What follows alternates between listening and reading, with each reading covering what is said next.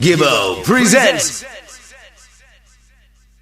Big time clash action returns to the Netherlands on March the 30th, when Sentinel, Kosmik and Yardbeats will go head to head at the 2013 staging of War in the East. I recently spoke to two members of the Everlasting Sound Sentinel to preview their upcoming assignments. First up was Elmar, a man familiar to Clash fans around the world.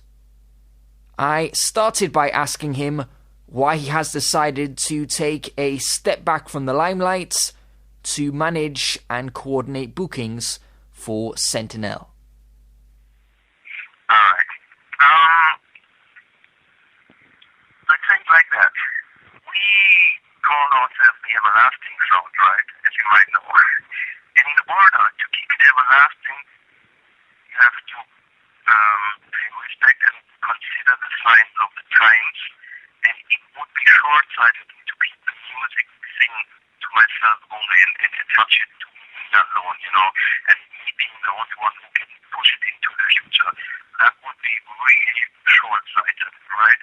Because you must, anywhere, at any given stage of your life, you must know where you are right now, and if this is your time right now, or if it's somebody else's time, right, to take opportunities in life, So I have like an ultimate confidence in the next generation of Sentinel sound, the youth who are playing the sound right now, which is Daniel and Allgi on the forefront, like taking it to the clashes, and also Olde, he's more like the juggling guy.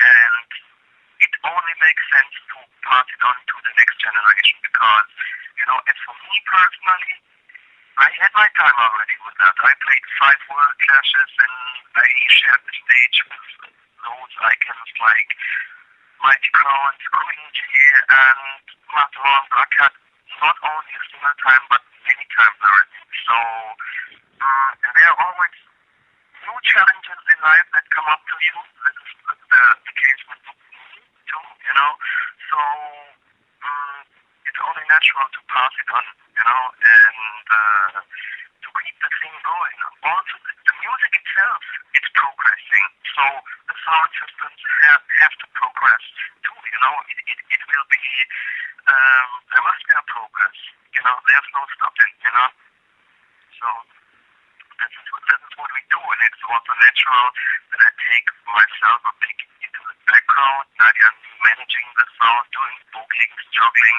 Of course, I'm helping the new crew, and I'm coaching them. I tell them about my experience, which I had throughout these past 14 years of the sound system now.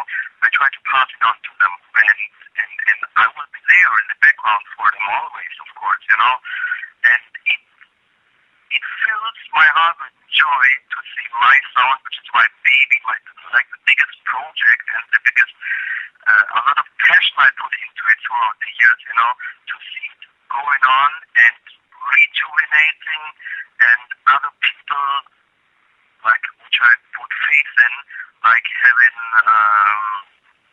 like some ultimate, motivation to keep it going, because it's all about that.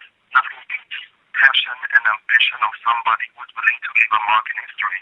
And this is the case with Daniel and Allgi and Olde and the next generation now. What was it that stood out about Allgi, Daniel and Olde? Why did you choose to bring them on board?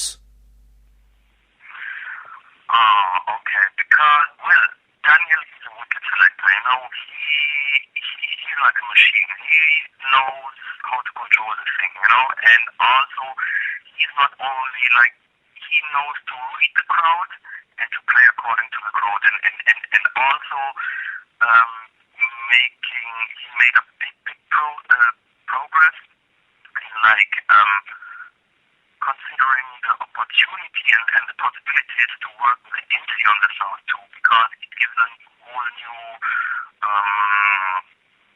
how can I say, possibilities in juggling for live performance, And as for Allgi, he's a die-hard Soundclash fan, and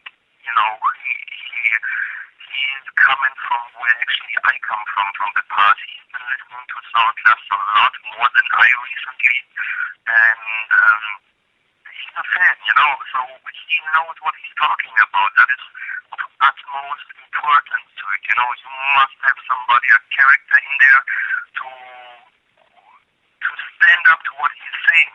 If he don't know about the whereabouts, he'll get his ass handed to him on stage, definitely, So, yeah, this is how it must be. And, he knows about our original Soundclash rhythms and the history of the old sound, so I'm very confident about what he's saying and doing and to pass it on to him, And also, the next generation, they keep track of all the new tunes, and it's always good to have a different angle view on it, more than I could give to the sound right now.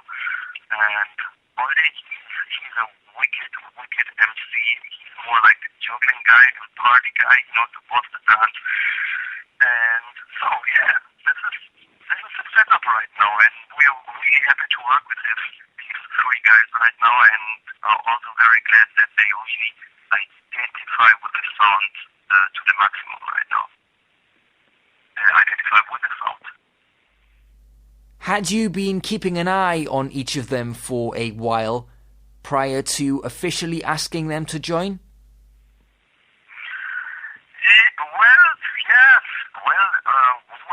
It was clear we need somebody, because Nadia and me, we kind of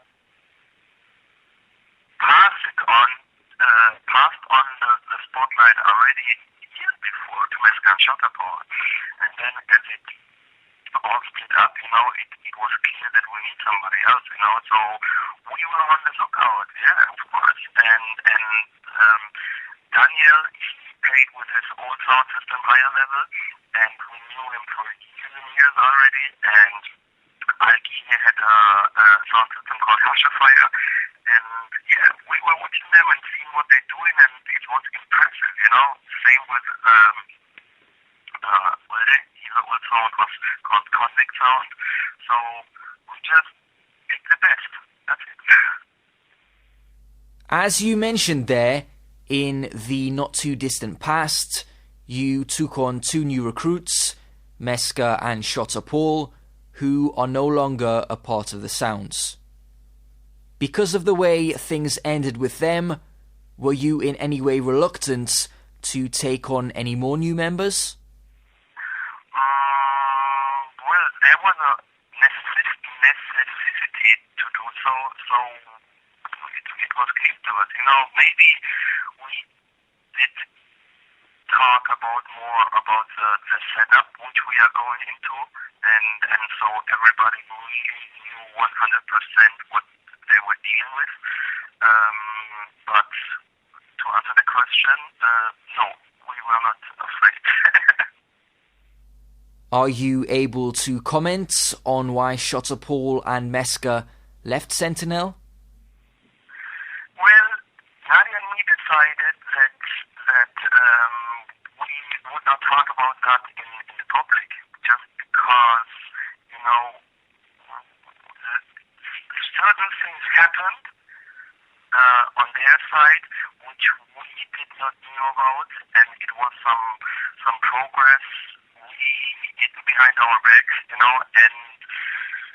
it's just like we had to do that decision that we would not work with them again, so, and we find it, and I think we are not forced, and nobody can force us to talk about the things that passed in the public, and that is just some internal stuff that happened, so this is how we go for it, and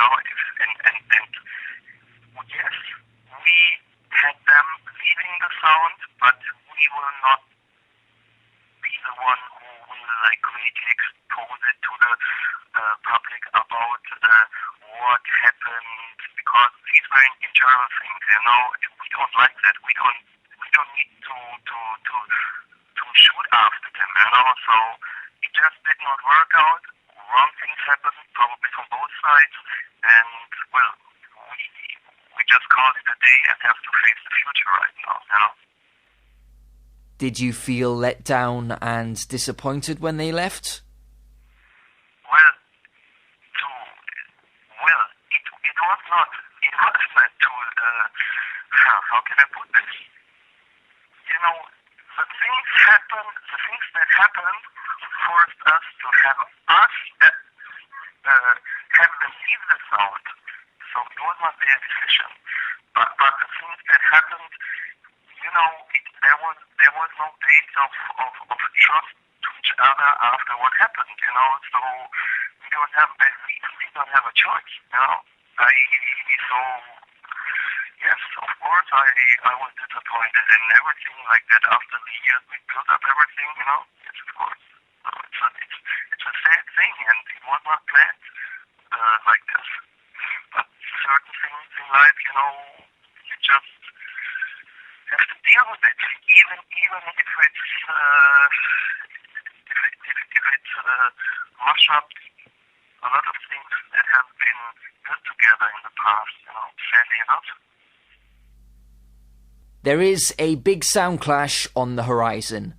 War in the East 2013. When you first took this booking, did you always intend to let Allgi and Daniel deal with business, or was this something that you had to think about for a while? No, I did not have to think about it for a second. No, it was clear. You know, it's like you see Sentinel. Let me give you a short blast from the past, right? We were the sound system that first promoted a sound clash featuring a Jamaican sound system in Europe ever. That was Kilimanjaro versus Popo, I think back in 2001 or 2002, you know. Years before, Rhythm Clash come up and Warrior East and all those big formats, right? So Sentinel, as a matter of fact, was the first sound from Europe to ever clash in Jamaica, 2004, when we clashed Turbo Force way up in Middleton, you know. So, you know, we have to keep the sound clash team going. It's our contribution to this culture thing, you know. So, but as I said before, it would be short-sighted to only keep it to myself in person or to Nadia in person or anybody else. You have to pass it on, you know. There's no way to go around that. You are 100% confident that they are ready for war? Yes. Yes, I am, sir. Of course, it's not like they are going into this clash without assistance. You and Nadia are veterans of the business and have taken part in War in the East before, so they can draw on your wealth of experience. Definitely. I mean, it would be stupid not to take advantage of that part, you know, because I played a lot of clashes throughout the years, and the things you get used to it, and certain like tactics and ways of thinking, and there are certain things that you must not say on stage or move according to what the other sounds are saying, you know. So that's all within that, and also it's very important, you know, Sentinel is a sound where voice dub played throughout the last 14 years. So there's a whole lot of dub plates in our dub box now. You understand? So we have to make the new generation teach them about the dub plate box and make them know, okay, this was the tune we played in World Clash, and basically they know about that already. But if I'm telling it to them and pass it on to them, it makes more sense, and it's taking it to another level, so they can identify themselves even sound system, So yes, definitely, we are coaching them like in any aspect. Despite the fact that you are sending your new recruits to battle, do you feel that Sentinel have an advantage going into this clash, taking into account that you have taken part in it before and that you are the most familiar with the European crowds? That's really hard to say.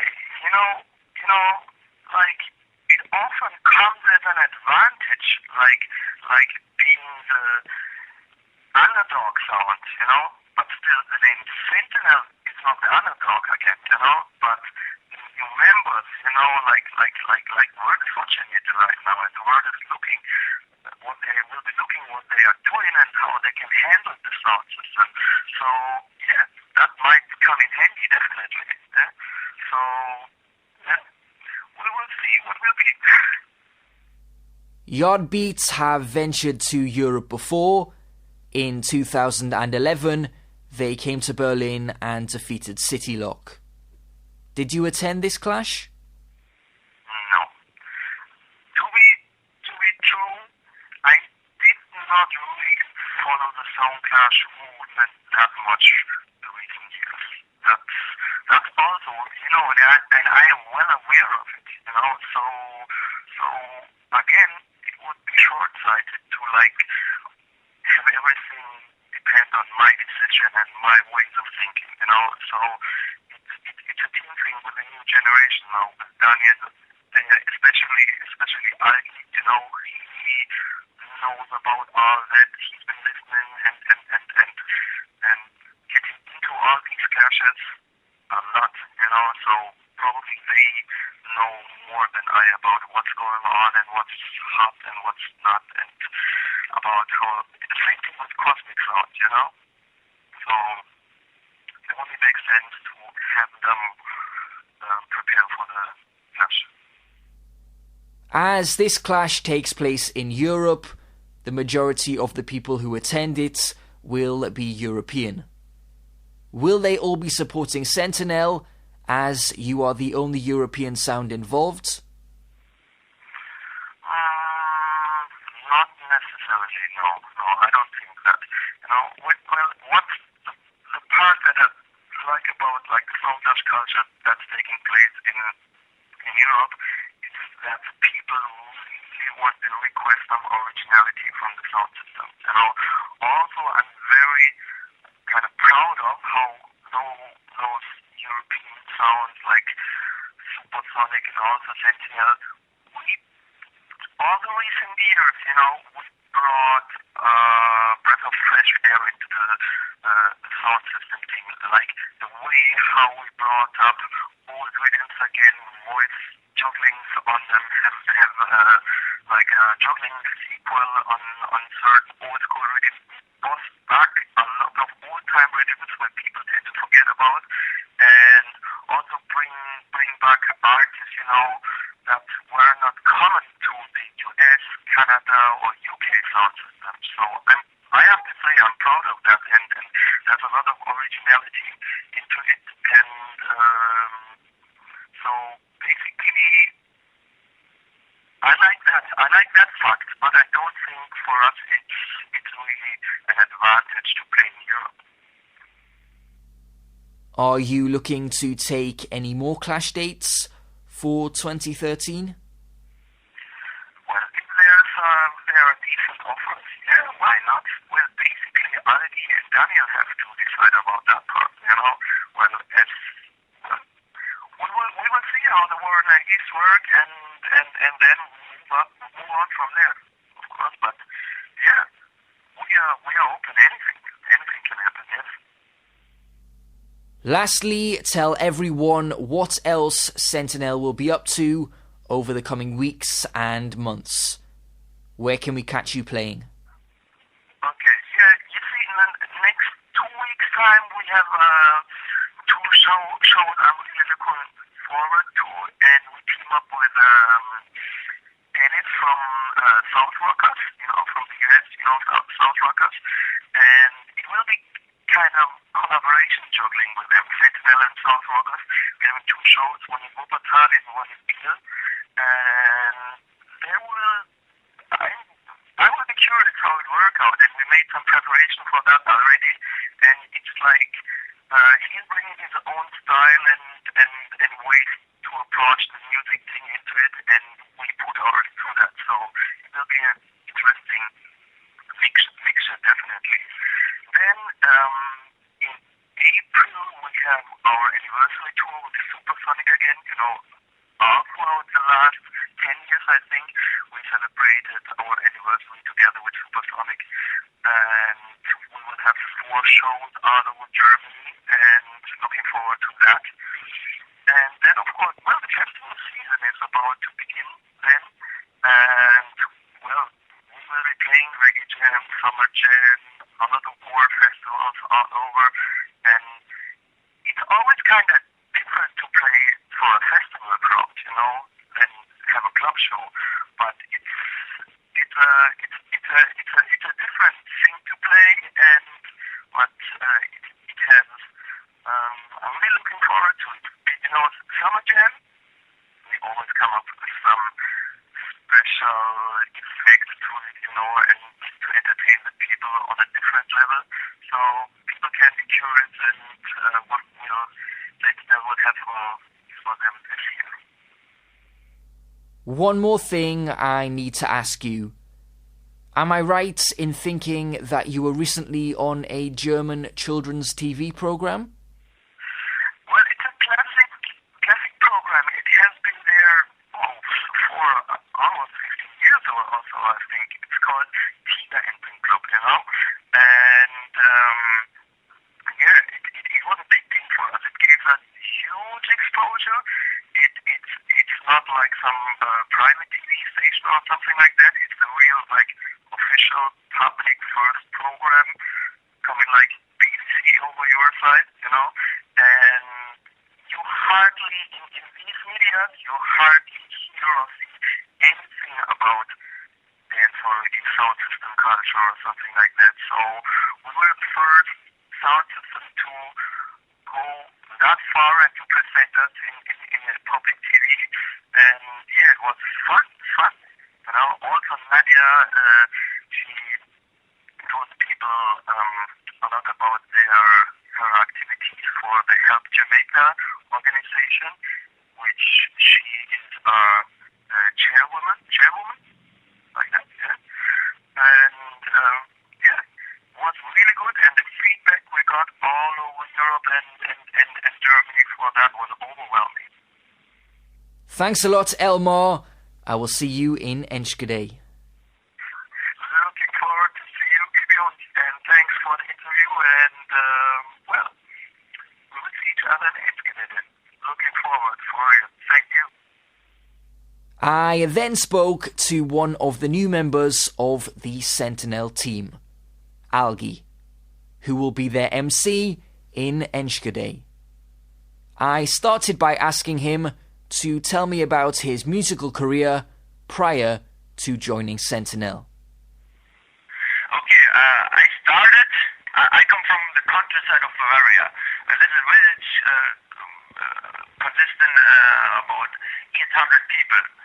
So I started out as a collector of vinyl records when I was 16, and then I did my first dance at the age of 19.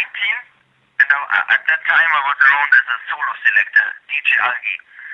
And then I joined a friend of mine, and then we did dances with a promoter, a well-known promoter in my area.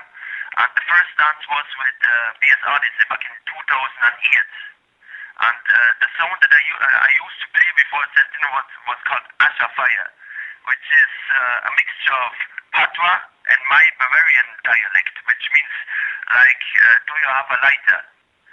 And actually tonight is the last dance with my old sound, because I did that dance still when I'm on Sentinel right now, but due to some issues with the owner of the club, we have to cancel it. So tonight is my last dance with my old sound, and I did that for 5 years right now. Can you describe how you felt when you were first asked to join Sentinel?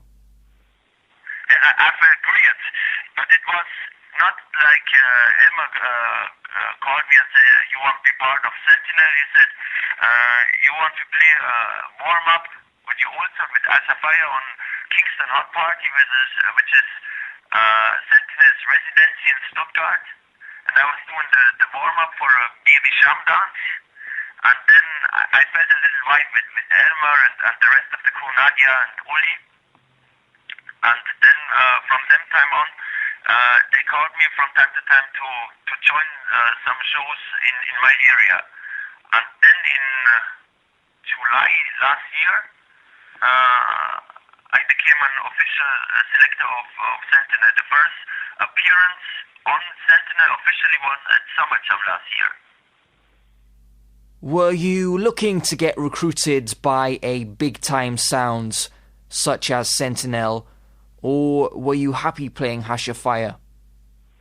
I wasn't looking for that because I never considered myself as a selector that sings my song, because I was here doing my little shows and it was a country thing.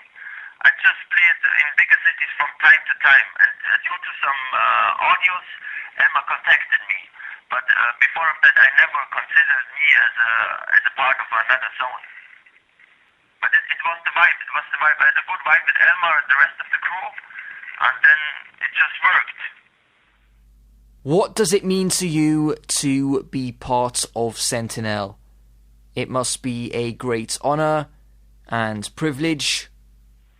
Of course, it's a very big honor for me because, like I said, I come from a village, 800 people live there, and then right now music takes me all over the world. I did shows in Israel and all over Europe, and I can play classes against some international zones in Holland. So this is maybe the biggest chance in my life. So it would be correct to say that this upcoming clash with Kosmik and Yardbeats in the Netherlands will be the biggest night of your career so far? Of course. Without any doubt. Did Asha Fire take part in any clashes? Or were you more of a juggling sounds? Yeah, we were a juggling sound, but we never was a sound playing hardcore jiggy. We was always a rub-a-dub style sound. We always preferred hardcore music. I also played for the girls, of course, but my favorite kind of music is the music that's getting played in sound clashes. So I was at the clash. It was last year in September. I was a part of Sentinel at that time too, but that clash was booked before I became a member of Sentinel, and it was a clash in Stuttgart, and it was 4 upcoming sounds from the southern area of Germany, and it was a big clash. It was maybe 800 to 900 people there visiting that clash, and I won it. It was a 45 clash with 1 dub plate round, and the half of the dub plate was dub plates. So, but I won it. And I did it by myself. Asha Fire was a sound. From time to time I played it with another selector, but the most of the time I played it as a one-man army. So this will be your second clash? This will be my second clash, yeah. Do you feel under pressure to come away from Enschede with the trophy? Do you have to win to prove yourself to Clash fans around the world and to the older members of Sentinel? Okay, let me say it this way. Sentinel, the older members don't put pressure on me, which is very good because they see me as a young selector and I have to earn my stripes. But of course I feel pressure because I'm on a big sound right now that the whole world is looking at that clash. The audience and the DVDs are going to go all over the world. So of course I feel a pressure, but nobody was born as a veteran. So sometimes you have to start, and I do it. I give my best. I'm not afraid of nobody. I'm not afraid of Kosmik or Yardbeat. I just do my thing. You and Daniel, another new Sentinel recruit, recently put on an impressive performance at a big dance in Munich, Dubs 400s. Do you feel this dance gave you the perfect opportunity to show everyone that you're both ready for war? I hope so, but I have to say, we are three new members on Sentinel. There's also Olde, but he's more the juggling, the jiggy type of guy. He's not doing hardcore clash dances or hardcore double dances. But I think it was a good dance last weekend, and the people, they really appreciated the way and Daniel played that dance. And I think it was a good dance, and it put my name on the map. Did you and Daniel know each other before you both joined Sentinel? I didn't know him personally, but I know him as a selector of a sound that was around for 10 years. I know him, I know who he was, but I didn't know him personally. Have you had to spend a lot of time getting used to playing together and working on your chemistry? Of course. Due to the fact that we are living, like, the distance between us is 500 to 600 kilometers. On weekends we meet each other and practice, of course. We have to work because the chemistry, you have to work it out, because we don't know each other before we joined the Sentinel, so we have to practice. Do you take turns at going to each other's houses, or do you meet somewhere in the middle? Daniel is here right now. So I'm interrupting your practice session. Clash preparation is underway. Yeah, of course.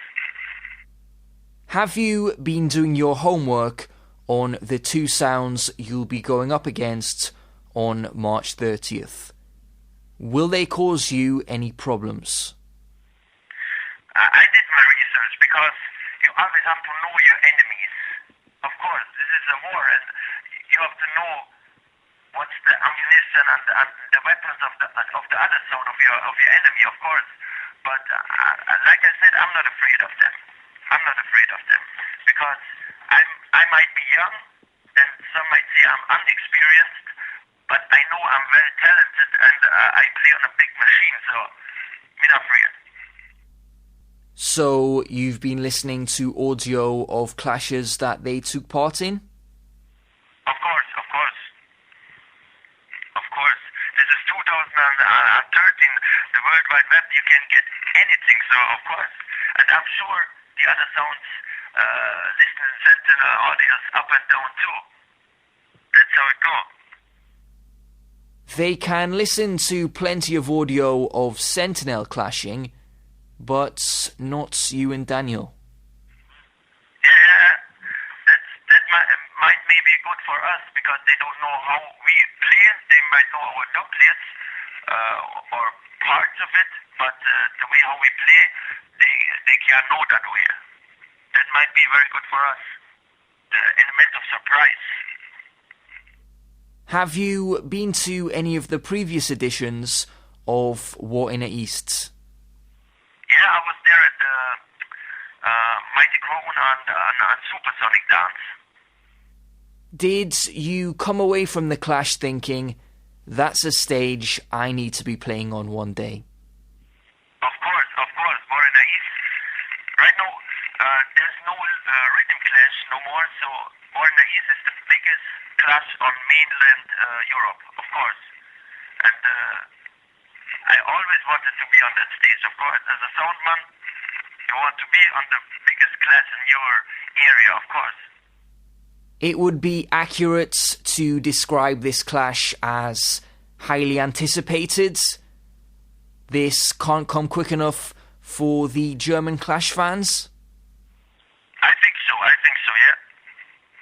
Yeah, without any doubt.